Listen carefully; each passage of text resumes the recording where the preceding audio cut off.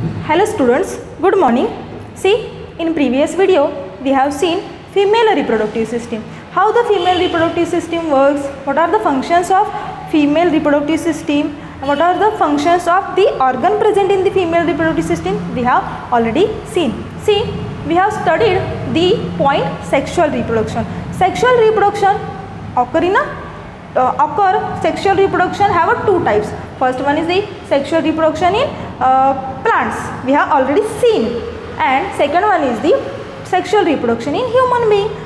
ते आपण काय करत आहोत पाहत आहोत. पहा, आपण सेक्शुअल रिप्रोडक्शन मानवामधलं पाहतोय. त्यातील आपण ज्या दोन संस्था सेक्शुअल रिप्रोडक्शनसाठी रिस्पॉन्सिबल असतात, म्हणजे एक मेल रिप्रोडक्टिव्ह सिस्टीम आणि दुसरी फिमेल रिप्रोडक्टिव्ह सिस्टीम, या दोन्ही सिस्टीमचा मागील व्हिडिओमध्ये अभ्यास केलेला आहे. See, in this video we are going to learn the main process which involve in the sexual reproduction. That are two main process. First one is the gamete formation and second one is the fertilization. I have already told you that the sexual reproduction mainly consists of important 3 points, which are that first one is there is a essentiality of 2 germ cells. Okay.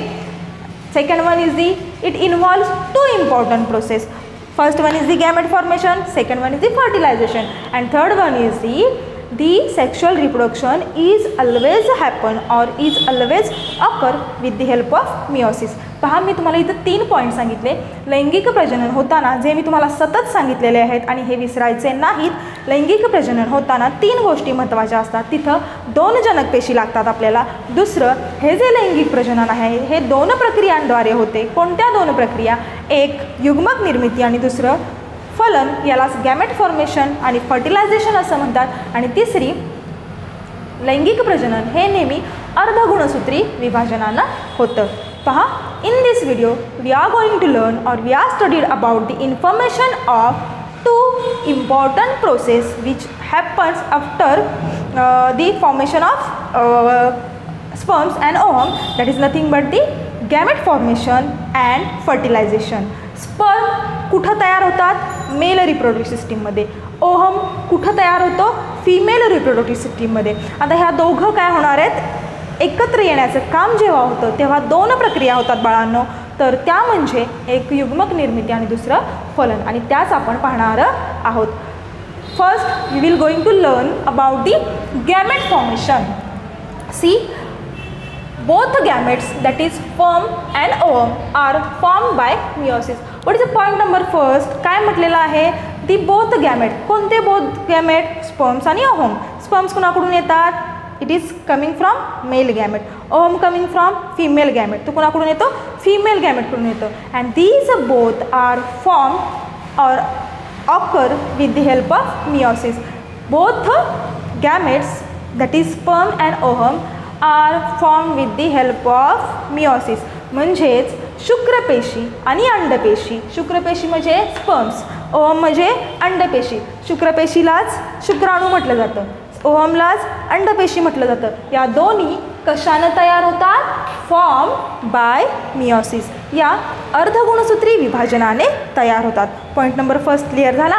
C, point number 2, sperms are produced in the testes of men from beginning of maturation, that is called as puberty, till the death.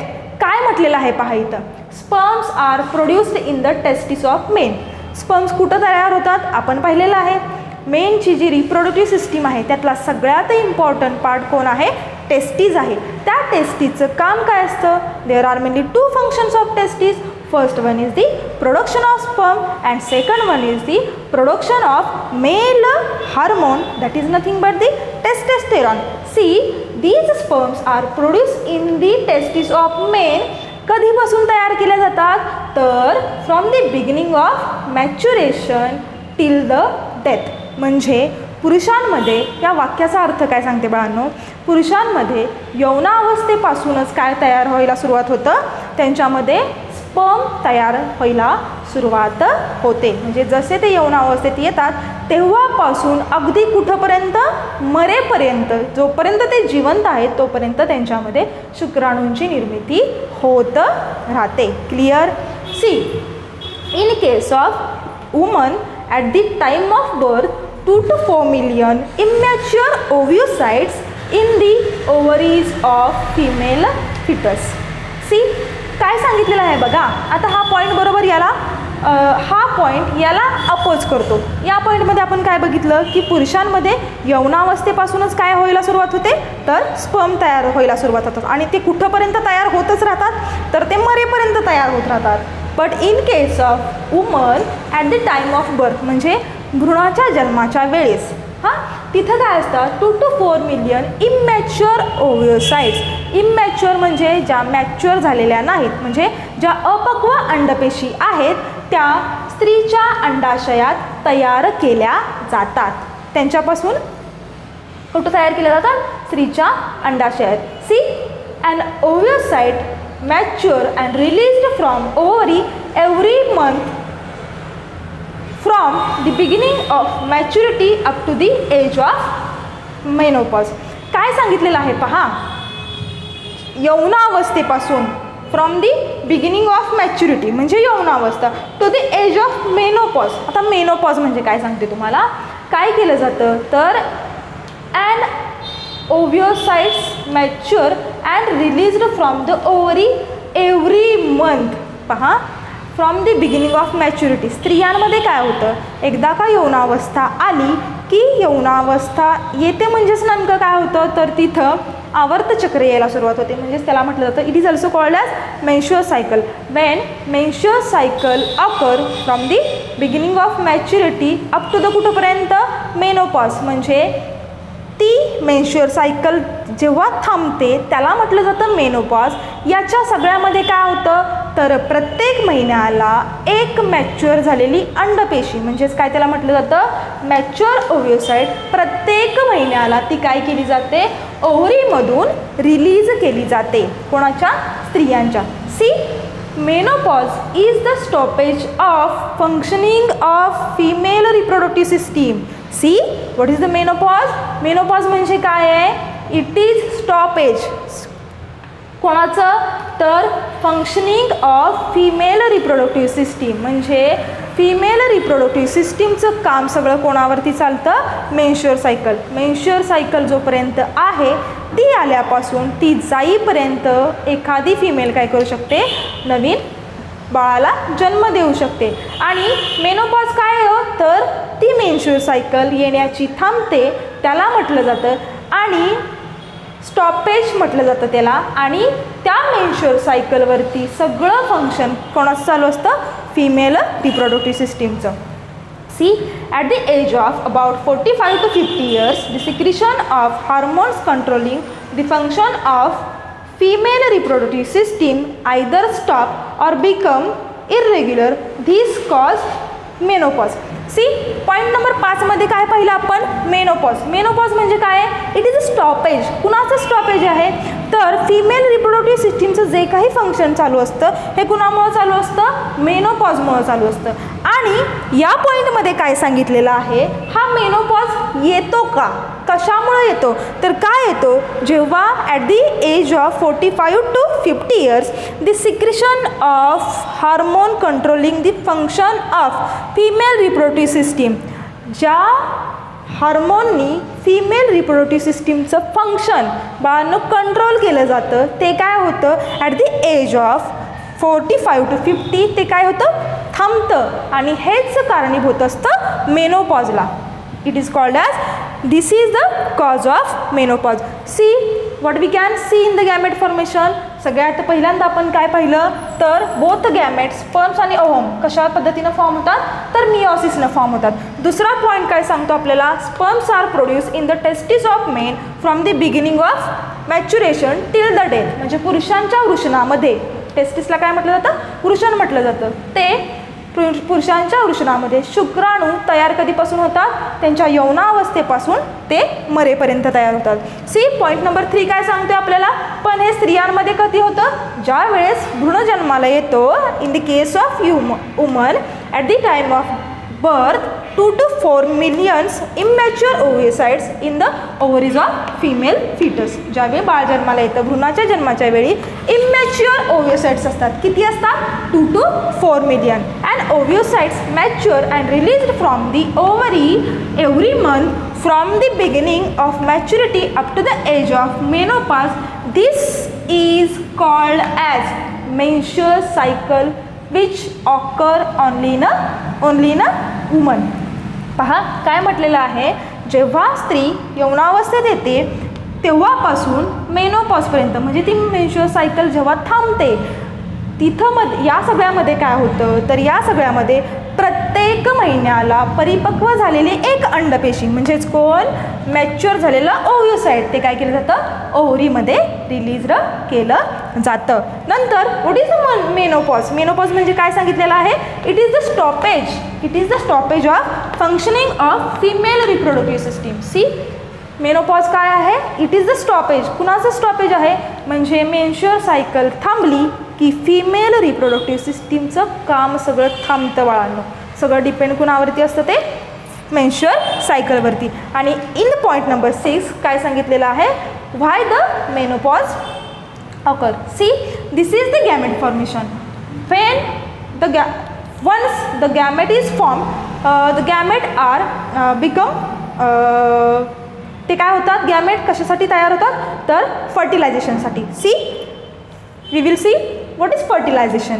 C fertilization of zygote by union of sperms and ovum. Sorry काय म्हटलं, fertilization is the formation of zygote by the union of sperms and ovum.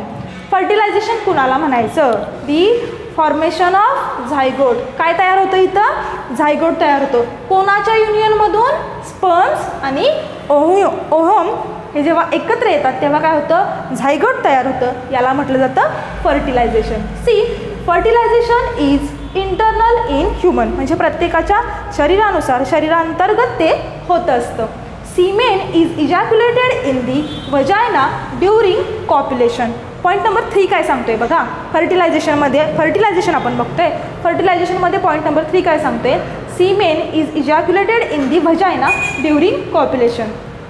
जेव्हा mating होतं female आणि मेलचं जेव्हा mating होतं तेव्हा सीमेन, what is a सीमेन, व्हेन सीमेन म्हणजे काय, याला रेत म्हटलं जातं. सीमेन कधी म्हणायचं, when sperms are mixed with the secretion of various glands that is called as semen. म्हणजे पहा जे शुक्राणू असतात ते वेगवेगळ्या ग्रंथींच्या स्त्रावामध्ये जेव्हा मिक्स होतो मिसळला जातो तेव्हा त्याला शुक्राणू न म्हणता सीमेन म्हटलं जातं. म्हणजेच त्याला वीर्य किंवा त्याला रेत असं म्हटलं जातं. इज इजॅक्युलेटेड इन दी व्हजायना ते काय केलं जातं स्त्रीच्या योनीमध्ये सोडलं जातं. कधी, जेव्हा त्यांचं मेटिंग होतं. See sperms in the number of few millions start their journey by the route of vagina uterus and oviduct. पहा इथं काय केलं जातं, ते सीमेन वजायनामध्ये सोडलं जातं. आता त्या सीमेनमध्ये किती नंबर ऑफ स्पर्म्स असतात, किती असतात हो, जवळजवळ मिलियन्स म्हणजे दशलक्ष एवढे स्पर्म्स असतात. त्यातील एक स्पर्मची जर्नी सुरू होते कुठून कुठंपर्यंत, सगळ्यात पहिल्यांदा तो व्हजायनामध्ये जातो, नंतर युटेरसमध्ये जातो आणि नंतर ओव्हिडक्टमध्ये जातो. अशा पद्धतीनं त्याची जर्नी सुरू होते.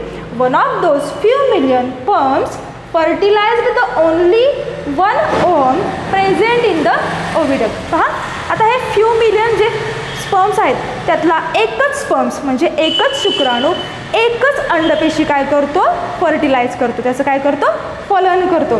From the age of puberty up to the menopause and ovum is released every month from the ovary that is out of 2 to 4 million oocytes about 400 are released up to the age of menopause.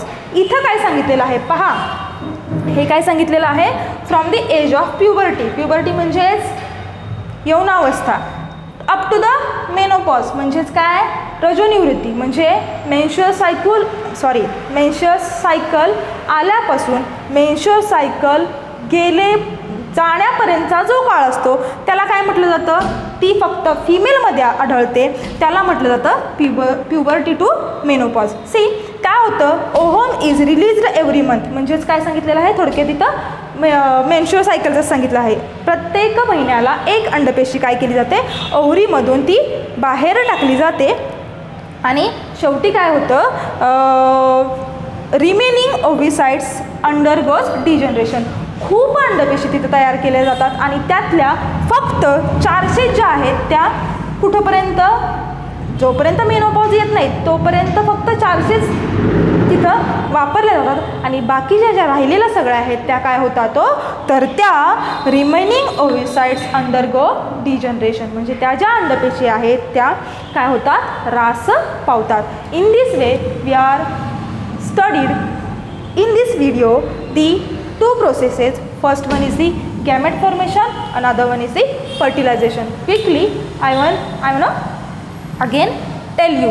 See, gamete formation means sperms and ovum formed with the help of meiosis. This is called as gamete formation, and when the union of sperms and ovum takes place and zygote is formed, that process is known as fertilization. पहा, शुक्राणू आणि बीजाणू अर्धगुणसूत्री विभाजनाने तयार होण्याची जी प्रक्रिया असते त्याला gamete formation म्हटलं जातं. आणि हे शुक्राणू आणि बीजाणू ते एकत्र येऊन त्यांचा संयोग होऊन नवीन युग्मनज तयार होण्याची जी प्रक्रिया असते त्याला काय म्हटलं जातं, फर्टिलायझेशन म्हटलं जातं. Remaining part we will see in the next video. Thank you.